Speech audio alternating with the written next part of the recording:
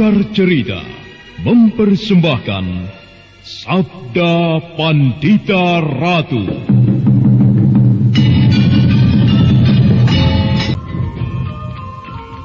Sabda Pandita Ratu, naskah ditulis oleh Pondra Swasti Langit, diolah oleh Agus Nur Ismail, didukung oleh artis-artis terkemuka, Ferry Fadli, Eli Ermawati, M. Abud, Ivona Rose, dan lain-lain. Teknik dan montase, Ibing Arifin, dengan sutradara Dian Pertiwi. Sabda Pandita Ratu kali ini mengetengahkan episode ke-6 dengan judul Asmara Dahana.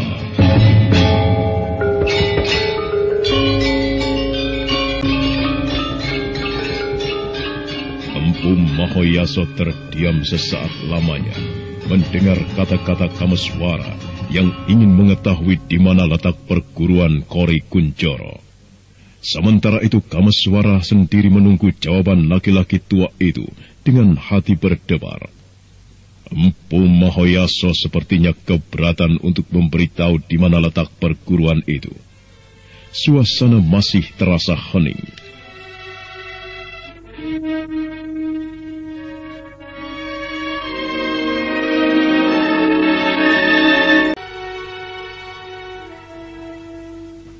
Ada maksud apa? Kau ingin mengetahui di mana letak perguruan Kori Kunjoro? Saya mempunyai tujuan tertentu, Paman. Seruni telah memperlakukan adik saya semena-mena. Saya berharap Paman memberitahukan di mana letak perguruan itu. Sebentar. Kalau boleh tahu, siapa adikmu? Rahastri Kandi.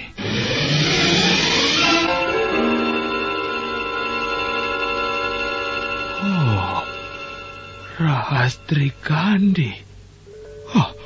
Benarkah adikmu yang bernama Rahastri Kandi? Untuk apa saya bohong? Saya berkata yang sebenarnya, Paman. Lalu apa yang terjadi terhadapnya? Dia telah diperkosa oleh orang yang bernama Suro Basanto. Dan orang yang menyuruh laki-laki itu adalah Seruni.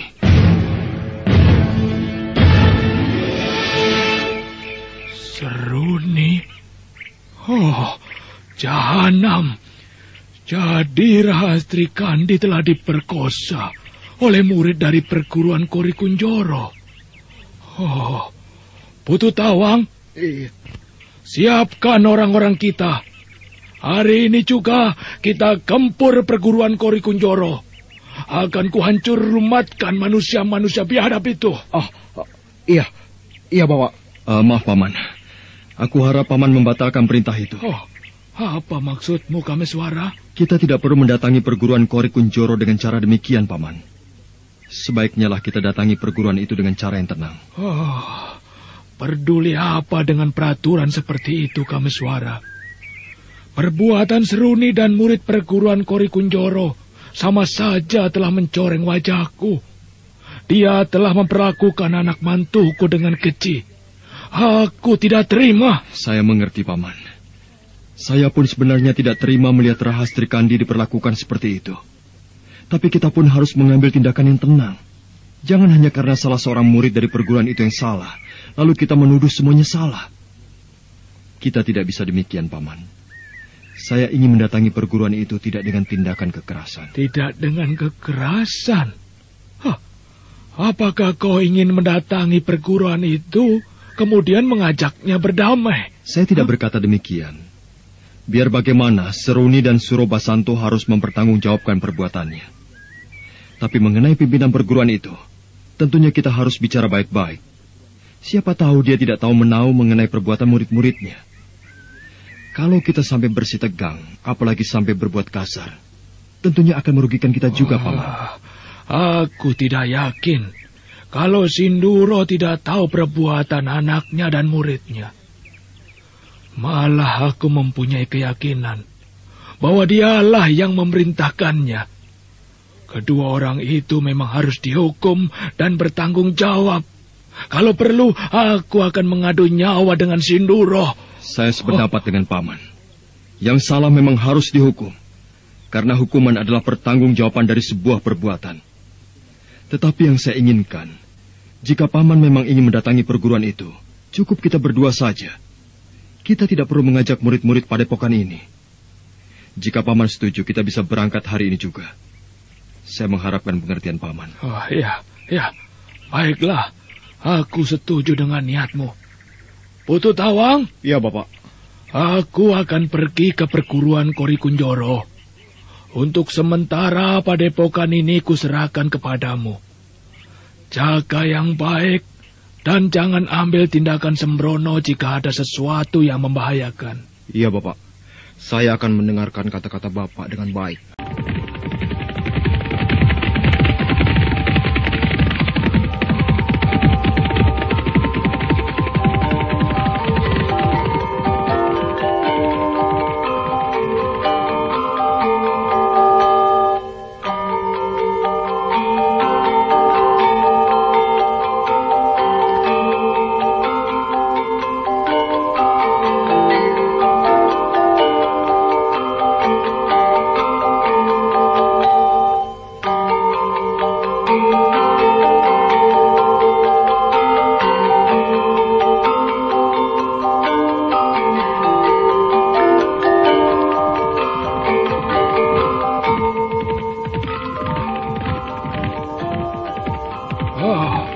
Jarak perguruan Kori Kunjoro dari padepokanku cukup jauh. Kalau kita sampai bermalam, mungkin akan sampai di sana sehari semalam. Tapi kalau kita berkuda tanpa istirahat, sampai di sana mungkin pada tengah malam, Kameswara. Aku kira kita memang tidak perlu istirahat, Paman. Kita memang harus segera sampai di perguruan itu malam ini juga. Ya, sebenarnya aku tidak ingin bentrok dengan Kakang Sinduro. Tapi apa boleh buat, dia jugalah yang mengotori persahabatan ini. Jadi Paman sebenarnya kenal dekat dengan pimpinan perguruan Kori Kunjoro? Bukan kenal dekat lagi. Bahkan dia sudah kuanggap sebagai kakangku sendiri. Mengenai perihal kedatangan anaknya ke padepokanku, mungkin Rahastri Kandi telah menceritakannya padamu. Ya, Rahastri Kandi memang sudah bercerita, Paman. Dan satu rasa sesal yang masih kurasakan ketika Adi Mahesa Beranjangan datang. Saat itu, aku tidak bisa berkata apa-apa ketika dia menanyakan tentang anaknya. Padahal waktu itu, Rahastri Kandi pergi tanpa pamit padaku. Aku sangat malu sekali pada Adi Mahesa Beranjangan. Ya, karena dia tahu bahwa anaknya datang ke tempatku. Entah bagaimana lagi, seandainya dia tahu bahwa Rahastri Kandi mengalami nasib yang menyedihkan. Jadi Kakang Mahesa Beranjangan pernah datang ke Lembah Habang? Iya, begitulah. Ia datang beberapa hari yang lalu. Lalu kemana dia sekarang perginya, Paman? Mungkin ia sekarang sedang mencari anaknya. Apakah Kakang Mahesa Beranjangan datang kemari sendirian, Paman? Tidak, dia datang bersama adik perempuannya. Maksud Paman Kensi Winareswari? Iya. Oh, sayang sekali aku tidak bertemu dengan mereka. Tapi mudah-mudahan saja suatu saat aku dapat bertemu kembali. Kalau Paman boleh tahu, apakah Rahastri Kandi ada di tempatmu? Bukan ada di tempat saya, tapi dia ada di tempat yang terlindung. Seseorang telah menolongnya, dan kebetulan bertemu dengan saya.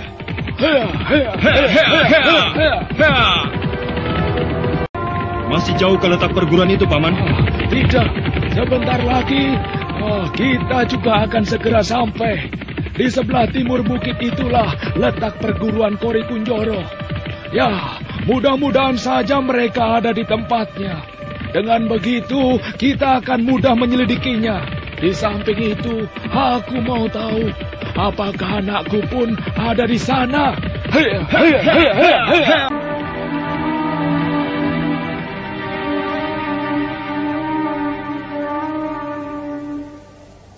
Keduanya sekarang sudah mulai menyusuri bukit kecil. Setelah seharian penuh melakukan perjalanan, matahari mulai condong ke barat. Sinarnya tenggelam tersaput awan kelabu. Sementara dari tepian langit barat, sinar merah jingga mewarnai senja.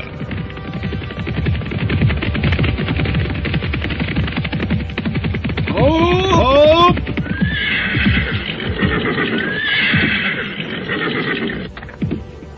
Empu Mahoyaso dan Kameswara menghentikan kudanya di bukit itu. Keduanya sekarang memandang ke bawah, di mana tak jauh dari bukit itu ada beberapa pondokan berjajar. Oh, kau lihat pondok-pondok kecil di bawah itu? Iya, Paman. Nah, itulah perguruan Kori Kunjoro.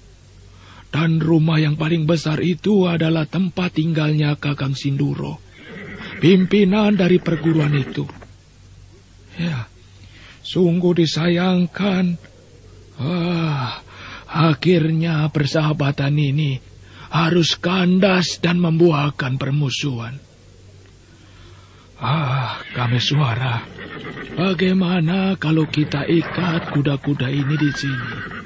Kita masuk ke perguruan itu dengan jalan kaki. Iya, saya rasa itu cara yang baik, Paman. Agar kedatangan kita tanpa diketahui mereka. Ayolah kalau begitu. Hup, hup.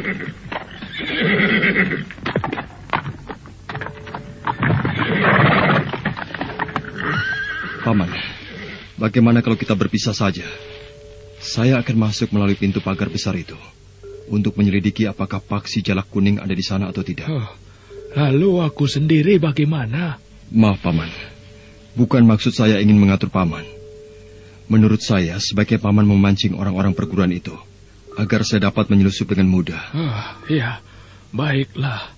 Tapi, apakah hal ini tidak membahayakan dirimu, Kameswara? Saya akan berusaha untuk mengatasinya, Paman. Paman tidak perlu khawatir. Saya sudah terbiasa melakukan hal-hal seperti ini. Nah, kita berpisah, ya. Paman. Berhati-hatilah.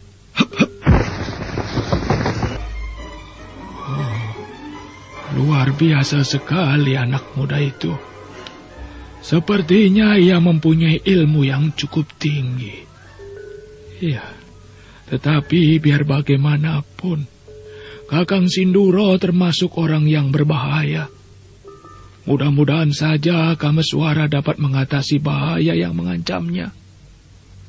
Baiklah. Aku akan masuk ke padepokan itu dari pintu regol depan itu. Hup!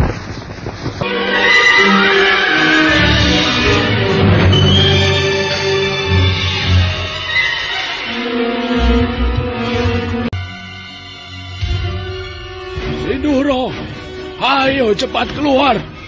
Apakah kau tuli tidak mendengar teriakanku?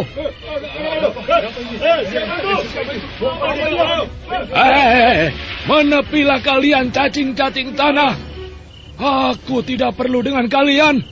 Yang aku perlukan hanyalah pimpinan kalian. Ayo, suruh keluar Sinduro Keparat itu. Katakan, aku Mahoyaso ingin bertemu dengannya. Ada persoalan yang harus diselesaikannya. Ayo cepat, panggil pimpinan kalian. Jangan coba-coba melawanku, kalian akan rugi sendiri. Minggir semua! Minggir! Oh, nampaknya kau Adi Mahoyaso. Oh, ada apa kau berteriak-teriak seperti itu? Sepertinya kau datang kemari membawa angin kemarahan. Ada apa, Adi Mahoyaso? Jangan pura-pura tidak tahu, Kakang. Apa maksudmu? Aku tidak berpura-pura, tetapi aku memang tidak tahu. Bicaralah yang tenang, ada apa? Tidak baik kan kalau datang ke tempat orang dengan cara seperti ini? Kita ini sahabat, untuk apa bersih tegang tanpa jelas duduk persoalannya? Masih pura-pura saja kau Keparat. Loh, kalian berdua ternyata menyimpan bangkai busuk. Adi, kenapa bicaramu semakin tidak enak didengar saja? Kalau memang ada persoalan dengan kami, sebaiknya ceritakanlah yang jelas. Tanpa ku ceritakan dengan jelas, kalau memang kau mau mengakuinya, aku rasa aku tidak perlu bersih tegang seperti ini. Tidak kusangka orang yang selama ini menjadi sahabat dekatku, bahkan telah kuanggap sebagai kakangku sendiri, ternyata tak lebih dari seekor serigala liar. Begitu tega mencabik-cabik persahabatan yang suci. Jangan pikir aku akan tinggal diam menerima kelakuan dan anakmu itu, Sinduro. Oh, Adi Mahoyaso. Harus dengan cara apa sebenarnya aku harus bersikap agar kau mau menjelaskan apa persoalannya? Aku benar-benar tidak mengerti apa maksud kedatanganmu ini. Kau begitu seenaknya mencaci maki aku dan Seruni. Apa kau sadar berada di mana kau sekarang ini? Aku sadar. Aku memang bukan berada di tempat tinggalku. Tetapi bagaimanapun sikapku, berada di padepokanmu ini tidak lebih karena aku ingin membalas semua kejahatan kalian. Begitu sempurnanya kau berpura-pura tidak mengerti. Mulutmu boleh mengelak, tetapi hati kecilmu tidak. Dan aku sudah bisa membaca wajah kepura-puraanmu. Ya, mungkin aku tidak mempunyai cara untuk meminta keterangan yang jelas padamu. Baik, lalu apa maumu sekarang? Aku ingin mengadu jiwa denganmu. Nah, bersiap-siaplah untuk bertanggung jawab atas perbuatan.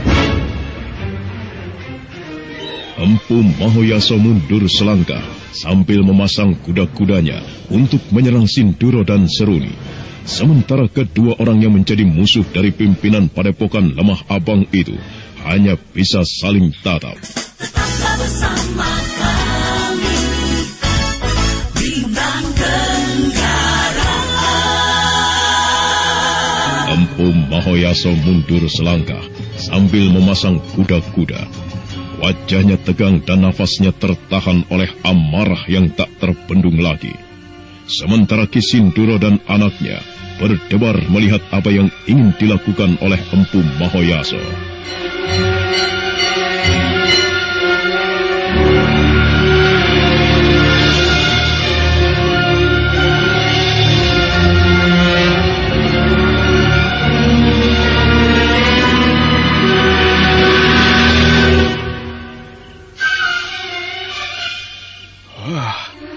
Aku ingin mengadu jiwa denganmu. Ayo, bersiap-siaplah untuk bertanggung jawab atas perbuatanmu. Tunggu, Paman. Apakah kita tidak bisa bicara baik-baik? Bicara apa lagi? Toh semuanya sudah jelas, Seruni. Ternyata di balik kecantikan wajahmu tersimpan kebusukan-kebusukan yang tidak bisa dipertanggungjawabkan. Kau telah mempengaruhi anakku, sehingga Paksi Jala Kuning harus melakukan perbuatan yang nista. Apa maksud Paman? Kau tidak perlu menutup diri. Semua kebusukan kalian sudah terbongkar. Kau ini perempuan apa sebenarnya, Seruni? Begitu murahnya kau menghambur-hamburkan kehormatanmu. Apakah Paman menganggapku perempuan lacur? Ya, apa bedanya? Sekalipun sosokmu bukan seperti perempuan lacur, tetapi kelakuanmu tidak lebih dari perempuan murahan. Jangan kau pikir aku tidak tahu dengan apa yang kau lakukan terhadap anakku. Aku tahu, Seruni. Kau telah menjebak anakku untuk melakukan perbuatan nista. Tidak. Paman telah menuduhku. Paman memfitnahku. Dan lebih dari itu, kau telah menghancurkan masa depan mantuku. Kau telah menyuruh seseorang yang bernama Surobasanto untuk memperkosa Rahastri Kandi. Nah, apakah ini bukan suatu bukti yang jelas bahwa kau telah melakukan kejahatan-kejahatan? Paman, aku tidak terima dengan tuduhan Paman. Mana buktinya kalau aku telah melakukan perbuatan tercela seperti itu? Segala sesuatunya harus ada buktinya, Paman. Jika tidak, maka Paman memang ingin menuduhku dan juga menghancurkan nama baik keluarga kami, keluarga Kori Kunjoro. Dasar manusia culas. Pandai sekali kau membalikkan kata. Baik, segala sesuatunya memang harus ada buktinya. Tunggu saja beberapa saat lagi. Semua kebusukan kalian akan terbukti.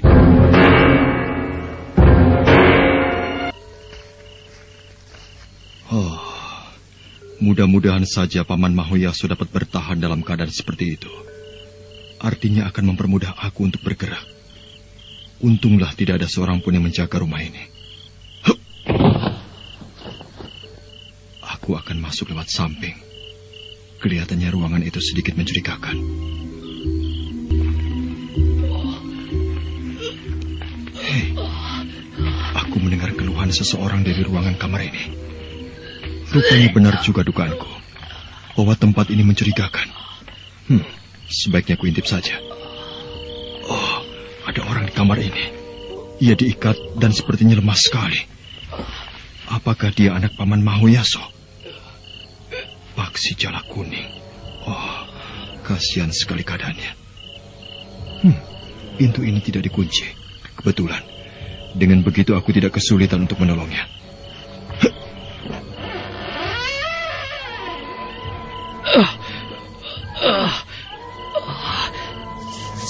Siapa kau? Siapa kau, Kisanak? Apakah kau orangnya Ki Sindoro? Daripada aku disiksa terus-menerus seperti ini, sebaiknya bunuh saja aku. Ayo, bunuhlah aku, Kisanak. Tenanglah, sobat. Tenanglah. Aku bukan murid Ki Sindoro. Aku kemari justru akan menolongmu. Diamlah. Aku akan membuka ikatan tanganmu.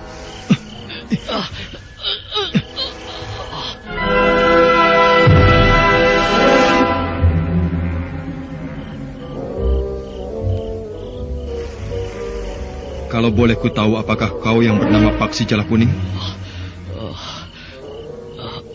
Benar. Dari mana kau tahu namaku? Empu Mahoyaso, ayahmu. Kau kenal dengan ayahku. Apakah beliau pun ada di sini? Ya, sekarang ayahmu sedang berhadapan dengan Ki Sindoro dan murid-muridnya. Sebaiknya lah sekarang kita ke sana. Mumpung suasana belum terlanjur parah. Iya, kita memang harus meninggalkan ruangan ini. Aku khawatir orang-orang yang menjaga di sini muncul. Ayo.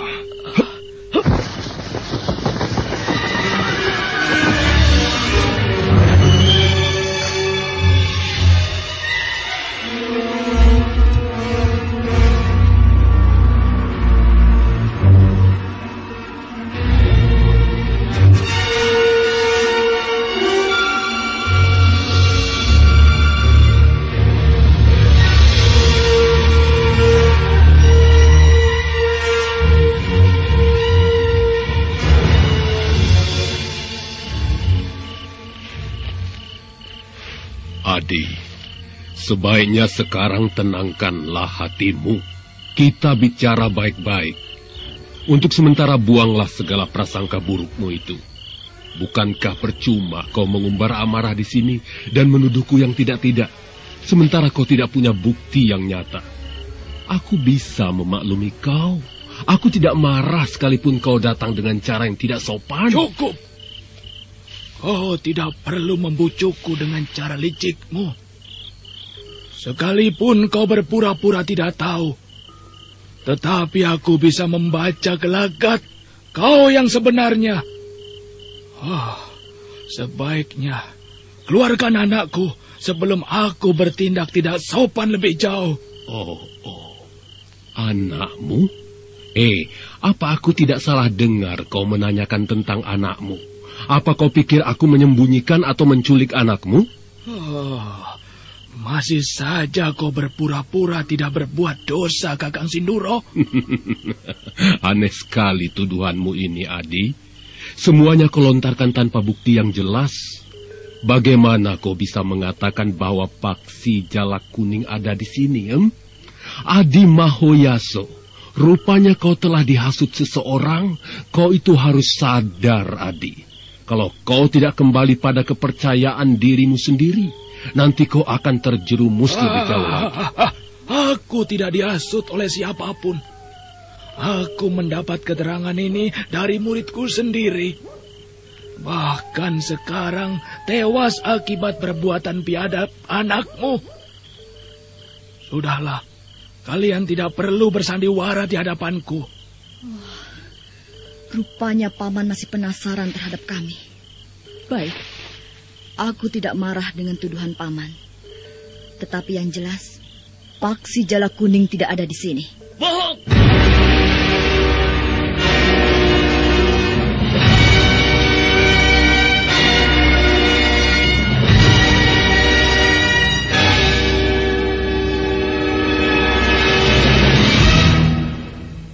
Seruni begitu terperanjat mendengar teriakan itu. Begitu juga dengan Ki Sinduro. Dari balik kegelapan muncul Paksi Jala Kuning dan Kameswara. Keduanya menatap tajam ke arah Ki Sinduro. Suasana malam itu jadi terlihat semakin tegang.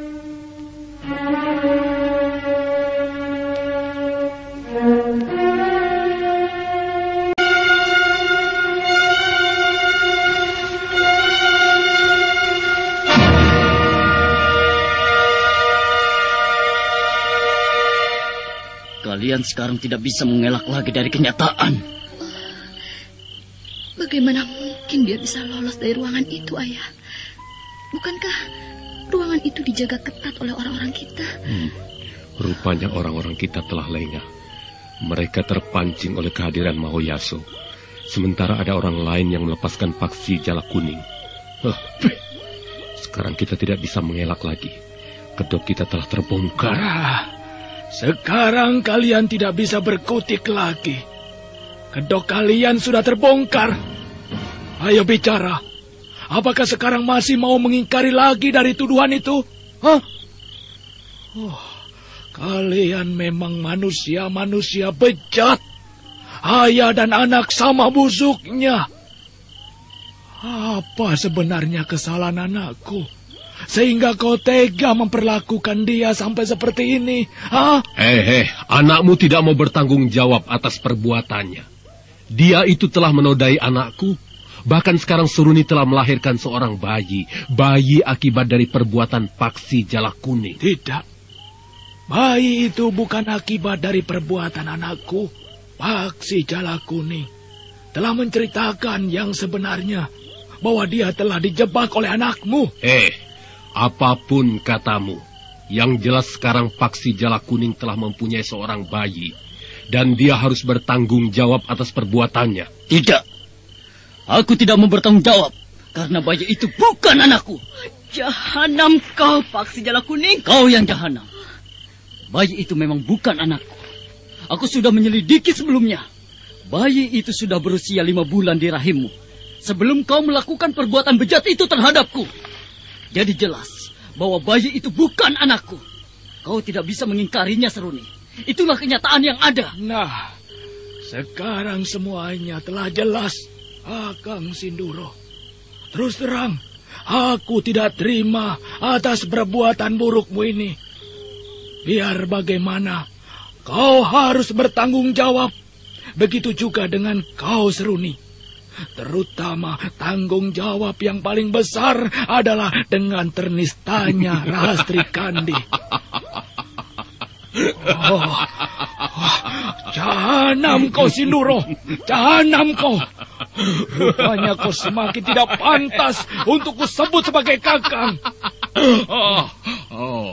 Lalu apa maumu sekarang? Kau akan menuntut balas? Ya. Aku memang harus menuntut balas atas perbuatan biadabmu. Sekarang tidak ada lagi kompromi. Kita sudah bukan lagi saudara. Nah, sekarang bersiap-siaplah untuk menanggung dosa-dosamu. Mahoyaso. Sejak tadi pun sebenarnya aku sudah bersiap-siap. Ya. Mau apa lagi, rupanya semuanya telah terbongkar, bukan? Tapi kau jangan merasa tenang dulu. Kalian lihat, sebentar lagi murid-muridku akan membantai kalian. Hei anak-anak, gabung cecurut-cecurut bodoh ini. Ayo gabung.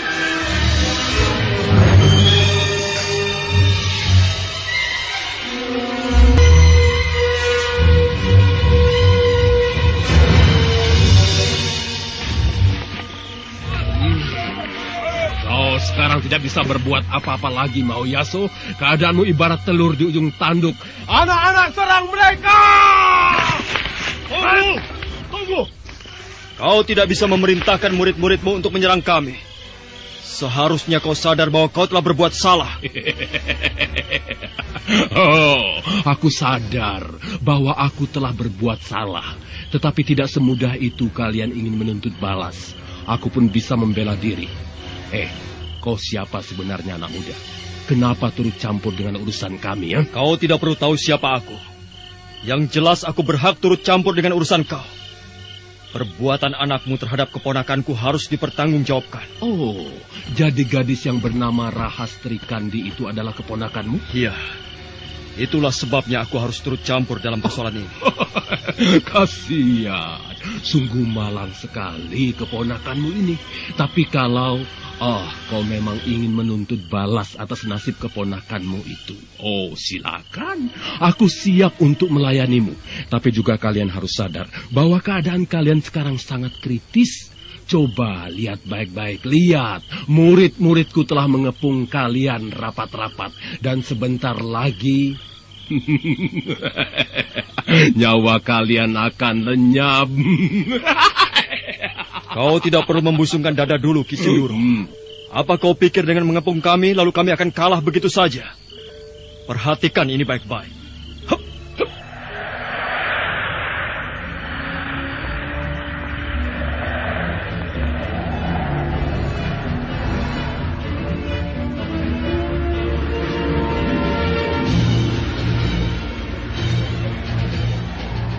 Dengan kehebatannya, Kameswara kemudian memejamkan matanya sesaat.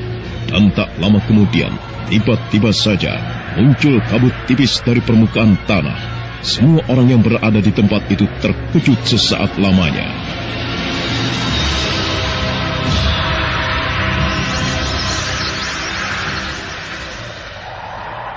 Ada kabut!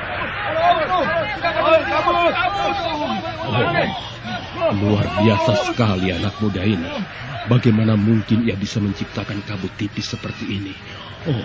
Apa sebenarnya yang ingin ia lakukan? Keparat, aku tidak boleh gentar menghadapi permainan seperti ini. Aku rasa dia hanya ingin mempermainkan perasaanku. Ini peringatan untukmu, Ki Sinduro. Kalau kau tidak mau menyerah dan memerintahkan anak-anak muridmu menyingkir, aku akan bertindak lebih jauh lagi. Kau tidak bisa mempermainkan aku, anak muda. Apa kau pikir aku akan takut melihat kabut-kabut ini, ya? Ini permainan anak kecil dan tidak tepat kalau kau pergunakan untuk menakut-nakuti aku. Hei anak-anak, kalian tidak perlu takut. Siapkan saja senjata kalian masing-masing, ayo! Jadi kau tidak mau menyerah, Ki Sinduro? Bagiku tidak ada kata menyerah jika sedang menghadapi seorang musuh. Apalagi yang sedang kuhadapinya adalah seorang bocah ingusan sepertimu.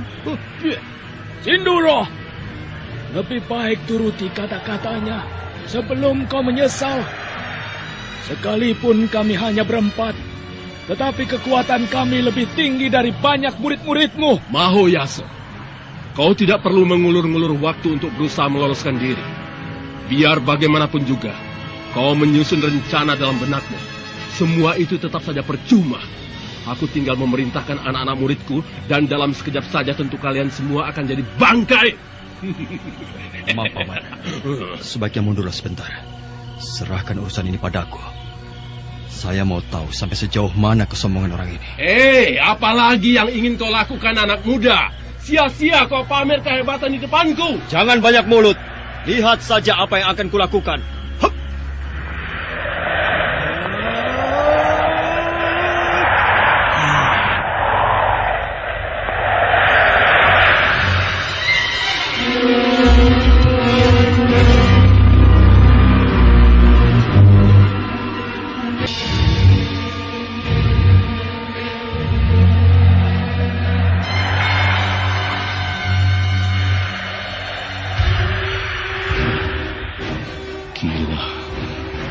Kabut ini tiba-tiba saja jadi semakin tebal.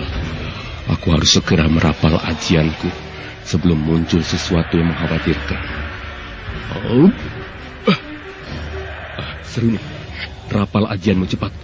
Kabut-kabut ini sepertinya mempunyai kekuatan yang aneh. Ayo. Baik, Ayah.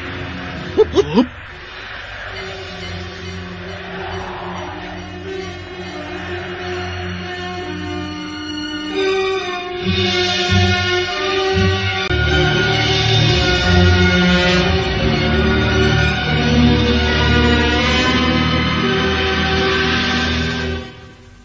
wajah cemas Runi segera merapal ajiannya.